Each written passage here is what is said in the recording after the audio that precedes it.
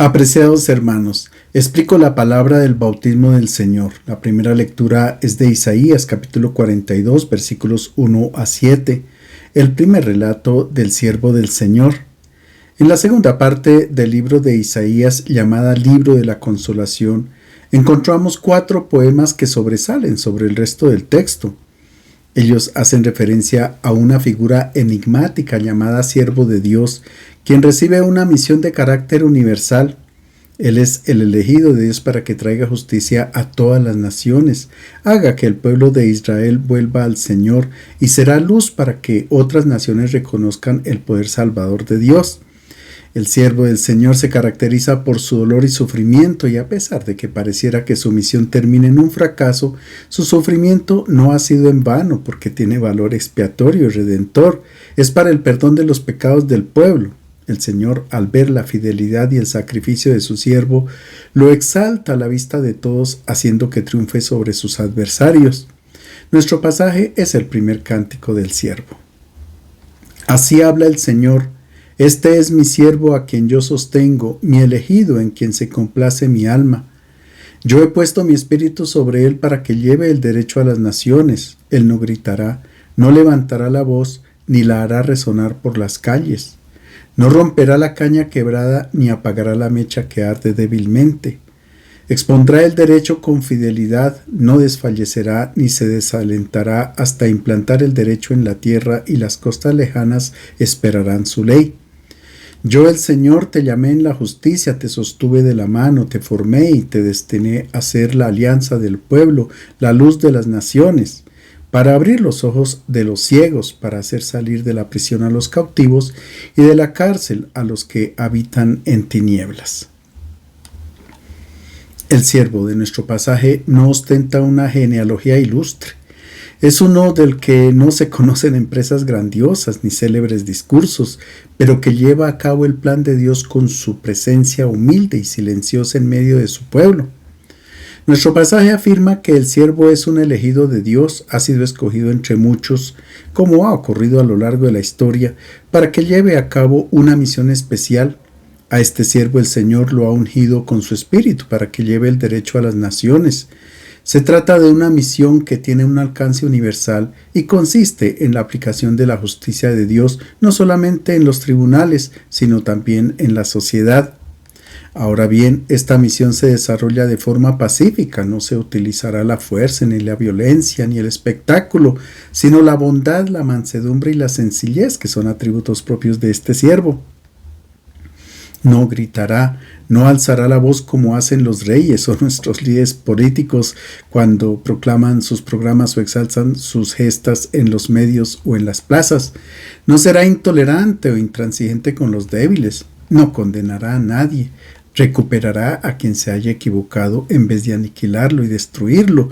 Reconstruirá con paciencia y respeto todo lo que se estaba arruinando. No existirán para él casos perdidos o situaciones irrecuperables. El siervo será luz de las naciones porque abrirá los ojos de los ciegos y sacará de la prisión a quienes viven en las tinieblas que les impide caminar por los senderos del Señor.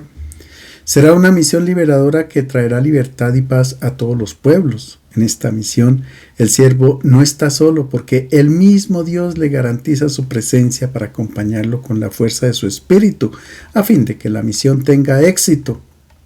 No sabemos con certeza a quién se refería el autor cuando compone este cántico, si al rey Ciro o al pueblo de Israel, pero los primeros cristianos reconocieron este siervo del Señor en la persona de Jesús de Nazaret. El libro de los Hechos de los Apóstoles narra el encuentro en Samaria del apóstol Felipe con el eunuco etíope, funcionario de Candace, reina de los etíopes. El pasaje que el eunuco iba leyendo era el 4º cántico del siervo, y Felipe le preguntó: ¿entiendes lo que vas leyendo? Él contestó: ¿cómo lo puedo entender si nadie me hace de guía? Y rogó a Felipe que subiese y se sentase con él. Felipe entonces, partiendo de este texto de la Escritura, se puso a anunciarle la buena nueva de Jesús. Por tanto, desde muy temprano los primeros cristianos identificaron al siervo del Señor con Jesús de Nazaret. Desde el viernes 7 de abril del año 30, los cristianos interpretaron la pasión de Jesús a la luz de los cánticos del siervo del Señor, que encontramos en el libro de Isaías. Desde el punto de vista histórico, en la iglesia primitiva, a los bautizados se les llamaba los iluminados, porque se habían dejado abrir los ojos por la palabra del Evangelio. San Justino en su primera apología llamaba al bautismo iluminación. Por tanto, en Jesús se explicita la misión del siervo del Señor y su mensaje se convierte en luz para todas las naciones de la tierra. La segunda lectura es del libro de los Hechos de los Apóstoles, capítulo 10, versículos 34 a 38, una parte del discurso de Pedro en casa del centurión Cornelio en Cesarea Marítima. El libro de los Hechos de los Apóstoles se presenta como una catequesis sobre el comienzo de la iglesia, es decir, sobre la forma como los discípulos asumieron las enseñanzas de Jesús y después de la ascensión del Señor anunciaron el Evangelio a todas las naciones. El libro tiene dos partes. En la primera parte se presenta la misión de Pedro y los demás discípulos dentro de las fronteras de Palestina. En la segunda parte se narra la expansión del Evangelio fuera de Palestina hasta Roma, gracias a la misión del apóstol Pablo. Nuestro pasaje pertenece a la primera parte del libro y describe la acción misionera de Pedro a lo largo de la costa mediterránea de Palestina. En la iglesia primitiva existía un problema muy debatido que dividía a la comunidad. Era la admisión de los paganos al bautismo. Pedro al principio era más bien reacio, condicionado por el prejuicio profundamente arraigado en Israel de que los demás pueblos eran impuros. Pero un día, mientras se encontraba rezando en Jaffa, el Señor le reveló que ninguna criatura de Dios era impura. Delante de Dios todas las personas son igualmente puras y privilegiadas. Pedro, impulsado por el Espíritu, entra en casa de un pagano, de Cornelio, le expone lo esencial de la fe y lo bautiza junto con toda su familia. Nuestro pasaje narra una parte del discurso pronunciado por Pedro en casa de Cornelio. Pedro, tomando la palabra, dijo: verdaderamente comprendo que Dios no hace acepción de personas y que en cualquier nación todo el que le teme y practica la justicia es agradable a Él. Él envió su palabra al pueblo de Israel, anunciándoles la buena noticia de la paz por medio de Jesucristo, que es el Señor de todos. Ustedes ya saben qué ha ocurrido en toda Judea, comenzando por Galilea, después del bautismo que practicaba Juan, cómo Dios ungió a Jesús de Nazaret con el Espíritu Santo, llenándolo de poder. Él pasó haciendo el bien y curando a todos los que habían caído en poder del demonio, porque Dios estaba con él. El discurso de Pedro inicia reconociendo la universalidad del mensaje de Jesús. Es para todo ser humano porque Dios no hace acepción de personas. Esta expresión aparece otras veces en el Segundo Testamento y cancela toda tentación de discriminación y de pensar que Dios tiene preferencia por las personas que profesan una determinada confesión religiosa. El discurso de Pedro presenta una breve síntesis de la vida de Jesús. Con la expresión pasó haciendo el bien y sanando a todos los que estaban bajo el poder del diablo, se resume su misión. Jesús ha combatido toda forma de mal, quiso acabar con todo aquello que impide la felicidad del ser humano.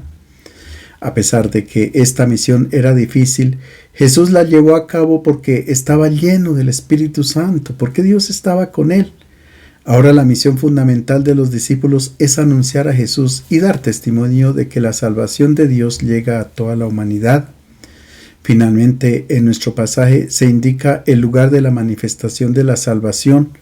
Todo comenzó en Galilea, cuando Juan empezó a bautizar a lo largo del Jordán. Con estas palabras, Pedro define puntualmente el periodo de la vida de Jesús, desde el bautismo de Juan hasta el día en que Jesús fue elevado al cielo. El Evangelio es de San Lucas, capítulo 3, versículos 15 a 22, el bautismo de Jesús. Con el bautismo del Señor se concluye el periodo de la Navidad y comienza el tiempo ordinario. En la antigüedad se celebraban 3 fiestas durante el periodo de Navidad que expresaban la epifanía o manifestación del rostro de Dios para la humanidad en la persona de Jesús de Nazaret. La primera era la visita de los Reyes Magos, que indicaba la manifestación del Señor a todos los pueblos paganos. La segunda era las bodas de Caná de Galilea, que manifestaba el amor de Dios para toda la humanidad como en una relación esponsal. Y la tercera fiesta era el bautismo del Señor, la fiesta que celebramos hoy.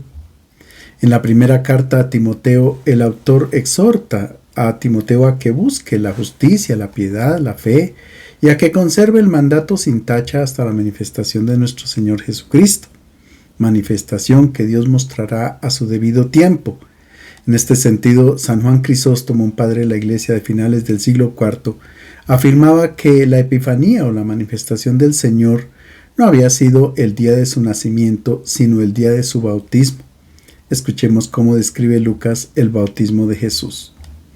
Como el pueblo estaba a la expectativa y todos se preguntaban por dentro si Juan sería el Mesías, Juan se dirigió a todos diciendo: yo los bautizo con agua, pero viene uno más grande que yo, con más autoridad, y yo no soy digno de desatarle la correa de sus sandalias. Él los bautizará con Espíritu Santo y fuego. Todo el pueblo se bautizaba, y también Jesús se bautizó, y mientras oraba se abrió el cielo, bajó sobre él el Espíritu Santo en forma de paloma, y se oyó una voz del cielo: tú eres mi Hijo querido, mi predilecto. Lucas no especifica el lugar del bautismo de Jesús, pero por el Evangelio de Juan sabemos que tuvo lugar en Betania, al otro lado del Jordán, donde Juan estaba bautizando. La tradición ha ubicado el episodio concretamente en Betabar, es decir, en el vado del río Jordán, por donde el pueblo de Israel, guiado por Josué, había atravesado las aguas para entrar en la tierra prometida. Esto quiere decir que el bautismo de Jesús tiene relación con el recuerdo explícito del paso del pueblo de Israel de la tierra de la esclavitud a la tierra de la libertad. El evangelista hace referencia a un nuevo éxodo realizado por Jesús. Nuestro pasaje comienza con una constatación. El pueblo estaba a la expectativa. Esto quiere decir que todos los israelitas esperaban una liberación. El esclavo esperaba ser libre, el pobre esperaba tener bienestar, el jornalero recibir un salario justo, el enfermo la salud, etc. Todos deseaban el inicio de un mundo nuevo en el que se acabara con todo aquello que deshumaniza. Un mundo donde desapareciera la violencia, las guerras, los abusos, la corrupción, etc. y se crearan relaciones de paz. Este mundo nuevo era posible con la llegada del Mesías. Sin embargo, no todos imaginaban de la misma manera al Mesías. Algunos esperaban un Mesías político que acabara con la opresión que ejercían los romanos. Otros esperaban un Mesías religioso porque llevaban más de 300 años sin que surgiera un profeta. El cielo había sido cerrado y el silencio de Dios era considerado como un merecido castigo por los pecados cometidos por el pueblo. Por otra parte, los guías espirituales de Israel llevaban siglos enseñando un rostro de Dios legislador, severo e intransigente. De esta manera la religión no comunicaba alegría, sino ansiedad, miedo y angustia. Ante este panorama todos esperaban un cambio porque andaban como ovejas sin pastor y pensaban que el Mesías esperado era Juan el Bautista. El historiador judío Flavio Josefo describía a Juan como un hombre bueno que invitaba a los hebreos a vivir una vida recta, a someterse con devoción a Dios y hacerse bautizar. Por tanto, el pueblo tenía muchas esperanzas que el Bautista fuera el Mesías esperado, pero él les dijo: yo no soy. Yo los bautizo con agua, pero viene uno con más autoridad que yo, y yo no soy digno para soltarle la correa de sus sandalias. Él los bautizará con Espíritu Santo y fuego. Juan Bautista era un líder carismático que anunciaba la proximidad del juicio de Dios. En unos versículos que no se leen en nuestro pasaje, el Bautista presenta a Jesús con imágenes apocalípticas. El hacha ya está puesta a la raíz de los árboles, por tanto, todo árbol que no da buen fruto es cortado y echado al fuego. Y también decía: el bieldo está en su mano para limpiar completamente su era y recoger el trigo en su granero, pero quemará la paja en fuego inextinguible. Por tanto, con la imagen del fuego el Bautista presentaba un juicio de Dios inminente y severo. Este lenguaje duro y amenazador había sido empleado por algunos profetas en el Primer Testamento. Malaquías había hablado de un día ardiente como un horno, cuando los arrogantes y los malvados serán la paja. ese día futuro serán quemados. También Isaías había lanzado una amenaza parecida. Está dispuesta una hoguera ancha y profunda, con leña abundante, y el soplo del Señor, como un torrente de azufre, le prenderá fuego. Hay un fuerte contraste entre estas imágenes terroríficas y las expresiones dulces y delicadas que caracterizaban al siervo del Señor del capítulo 42 de Isaías que hemos explicado en la primera lectura. Allí no se habla de violencia, de intolerancia, de agresión, de fuego destructor, sino de paciencia, de respeto por todos, de ayuda para quien está en dificultad, de la recuperación de la caña quebrada, de la esperanza para quien se ha visto reducido a una mecha que se apaga. En coherencia con este pasaje, el fuego del que habla Juan el Bautista es un elemento que quema todo el mal que existe dentro del corazón del ser humano para que inicie una vida nueva. El mensaje de Juan estaba centrado en la urgencia de la conversión e incluía un rito de purificación por el agua. Este bautismo que practicaba Juan no era una novedad. El judaísmo conocía diversos ritos de inmersión en el agua, siempre en el contexto de una purificación y de un cambio de vida. Esta clase de bautismo lo utilizaban cuando un pagano o prosélito era aceptado dentro del judaísmo en la comunidad del pueblo de Dios. Pero en nuestro pasaje Juan habla de dos bautismos muy distintos. El que él está realizando en el río Jordán, que es en agua, y el de Jesús, que será en Espíritu Santo. El bautismo de Juan consiste en un rito de purificación, en un lavado externo, con un agua que limpia a la persona, pero que no se convierte en vida dentro de ella. Mientras que el bautismo de Jesús es una inmersión, no en un agua material, sino en el Espíritu, es decir, en la vida divina. Haciendo una analogía con las plantas, hay un agua que la planta recibe exteriormente, la limpia, pero hay otra agua que la raíz de la planta absorbe y se convierte en linfa o savia. Así la planta se alimenta y produce frutos. Jesús nos da el Espíritu que se transforma en vida, es la vida divina, la vida del amor que ahora es donada a todos los hijos de Dios. Este es el don precioso que Jesús vino a traer al mundo. Es el agua del cual Jesús hablará a la samaritana, un agua viva que brota hasta la vida eterna. Es su Espíritu, es la vida de Dios que ha sido donada a la humanidad. En la perspectiva de Lucas, en la epifanía del bautismo de Jesús, acontece otra revelación de Dios, no de un Dios que destruye a los malvados, sino que se acerca a ellos porque Dios ama no solamente a los que son buenos, nos ama a todos porque todos somos sus hijos. Solo Lucas refiere que Jesús se sumergió en las aguas del Jordán junto a todo el pueblo, como uno más del pueblo.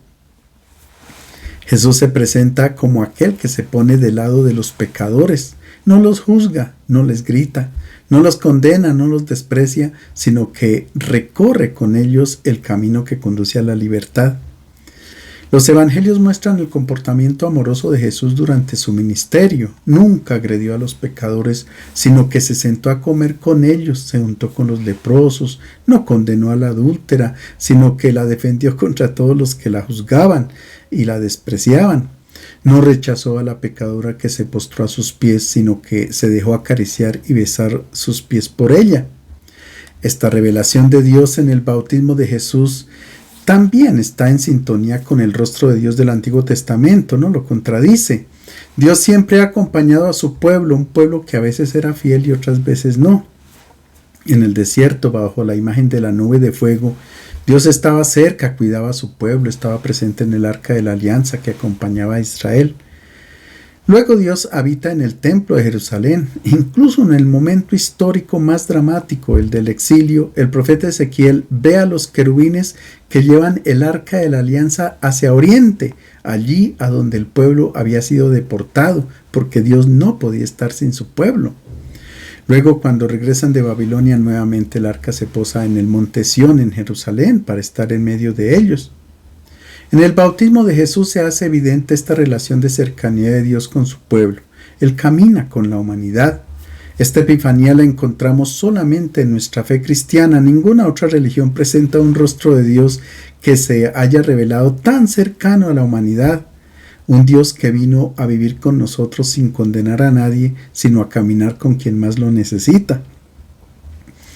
A primera vista, el relato del bautismo de Jesús parece idéntico al de los otros evangelistas, pero en realidad presenta algunos aspectos diferentes y significativos. Ante todo, a diferencia de los otros, Lucas no describe el bautismo de Jesús, sino que habla de él como de un hecho que ya ha ocurrido. Para el evangelista, el centro del relato no está en el bautismo en sí, sino en lo que ocurre inmediatamente después: la apertura del cielo, el descenso del Espíritu y sobre todo la voz del cielo. En nuestro pasaje estamos al comienzo de la vida pública de Jesús, pero cuando Lucas escribe el Evangelio, quiere que sus comunidades lean este relato como expresamente dirigido a ellos. Los invita a iniciar el camino, a mover sus pasos todavía inciertos tras los del Maestro que ha sido bautizado como ellos y camina a su lado. Solamente en el relato del bautismo de Lucas aparece el detalle de la oración. La insistencia en la oración es una de las características del Evangelio de Lucas. Jesús recibe el Espíritu Santo mientras oraba. Pero Jesús no oraba para darnos un buen ejemplo.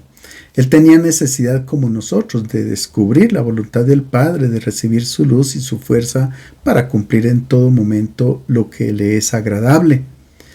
Tiene necesidad de orar ahora al comienzo de su misión, orará también antes de la elección de los apóstoles, antes de su pasión, y lo hará sobre todo en la cruz, en el momento de la prueba más difícil.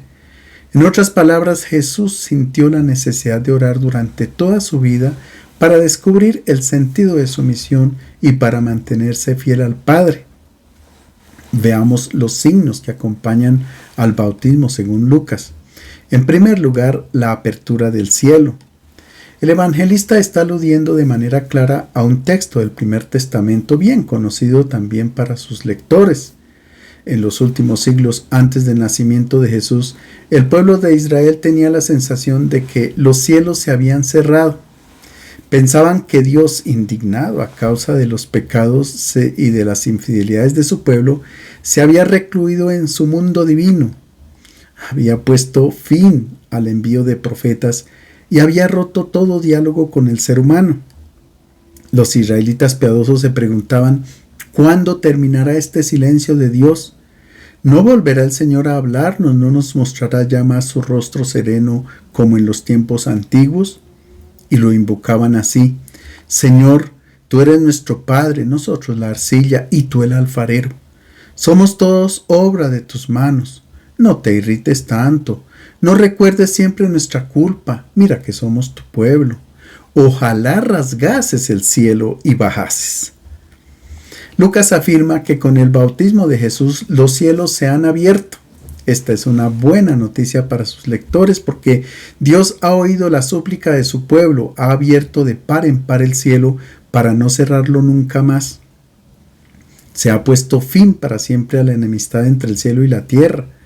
La puerta de la casa del Padre permanecerá eternamente abierta para dar la bienvenida a todo hijo que quiera entrar. Quizás alguno llegue un poco tarde, pero nadie será rechazado. La segunda imagen es la paloma. El Espíritu Santo descendió como una paloma, no con la fuerza de un león, sino de una paloma. La primera mención de la paloma la encontramos en el libro del Génesis, en el relato del diluvio, cuando Noé la deja volar para saber si ya había tierra seca. Cuando ve que ella no regresa, él comprendió que se había acabado el diluvio y que había nacido un mundo nuevo, que había habido una reconciliación entre Dios y la humanidad y que nuevamente había armonía entre el cielo y la tierra. Cuando Lucas dice que el Espíritu se posó sobre Jesús como paloma, quiere decir que ha comenzado la paz completa entre el cielo y la tierra, que ahora el cielo y la tierra están en sintonía y en armonía continua. Por otra parte, la paloma es símbolo del apego al nido. Una paloma regresa siempre a su nido, porque es su casa. El Espíritu desciende como paloma sobre Jesús porque Él es su morada. Jesús es el templo donde habita el Espíritu porque en Él encuentra su morada estable. La tercera imagen, la voz del cielo, se trata de una imagen que los rabinos solían usar cuando querían indicar que una afirmación procedía de Dios. En nuestro relato, la voz del cielo tiene por objeto presentar públicamente a Jesús. Para comprender la importancia del mensaje de esta voz, hay que tener en cuenta que este relato ha sido compuesto después de los acontecimientos de la Pascua y quiere responder al enigma surgido entre los discípulos acerca de la muerte ignominiosa del Maestro. Jesús aparecía a sus ojos como un derrotado, como un rechazado y abandonado por Dios.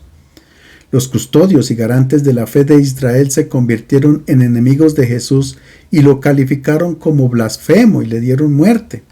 Para Lucas, Dios nunca estuvo de acuerdo con esta presentación de Jesús.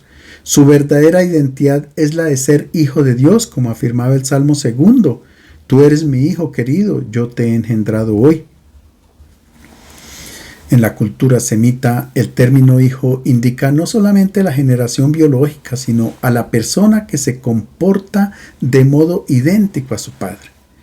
Presentando a Jesús como hijo, Dios garantiza que Él mismo se reconoce en Jesús, en sus palabras, en sus gestos, en sus obras, sobre todo en el gesto supremo de su amor, el don de su vida. Para conocer al Padre, los seres humanos solo tenemos que contemplar a este hijo. Dios declara que Jesús es el siervo de quien ha hablado el profeta Isaías, el siervo enviado para establecer el derecho y la justicia en el mundo entero. Él es la luz que ilumina a todas las naciones. Él es la epifanía de Dios. La voz que procede del cielo desmiente las expectativas mesiánicas que tenía el pueblo de Israel.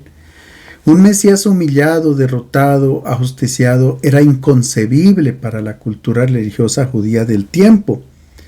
Tal vez cuando Pedro en casa del sumo sacerdote jura no conocer a aquel hombre, en el fondo estaba diciendo la verdad. No podía reconocer en él al Mesías salvador político de Israel que le habían enseñado los rabinos en las catequesis. Jesús era el Mesías de acuerdo con la revelación del Padre y no de acuerdo con las expectativas de los judíos. En el rito bautismal que practicamos hoy, también aparecen una serie de signos y símbolos que expresan nuestra inmersión total en Cristo muerto y resucitado y nuestra manifestación hacia la comunidad cristiana y al mundo en general. Desde los ritos iniciales, la acogida en la iglesia, el nombre, la petición del bautismo por parte de los padres y padrinos, la escucha de la palabra de Dios, la oración de los fieles, las letanías, la unción con el aceite a los que van a ser bautizados, la unción con el crisma, la luz, etc. Todos son símbolos preciosos. En la antigüedad, el aceite se utilizaba para fortalecer el cuerpo de los deportistas, especialmente de los luchadores y también de los que iban a la guerra. Al bautizando se le unge el pecho porque representa la parte más vulnerable. Cuando entraba la espada por el pecho, la persona moría sin remedio. Con este signo dentro del rito del bautismo se significa la fortaleza que se comunica a la persona para que luche contra el mal durante su vida y para que nunca le cause la muerte. El agua tiene una doble simbología. Es vida, pero también es muerte. El agua da vida, pero también puede matar, como en el caso de una inundación o un tsunami, o simplemente cuando alguien se ahoga. Con la aspersión del agua significamos que nos insertamos dentro de Cristo muerto y resucitado. Nos revestimos de Cristo y comenzamos una vida nueva. La unción con el crisma, que es un aceite perfumado, indica que después del baño del bautismo, con esta unción adquirimos un nuevo olor. Es el de la santidad, es el olor de Cristo. En definitiva, también el día de nuestro bautismo y en cada bautismo que se celebre, acontece una revelación de Dios para la humanidad. Les deseo una feliz fiesta del bautismo del Señor.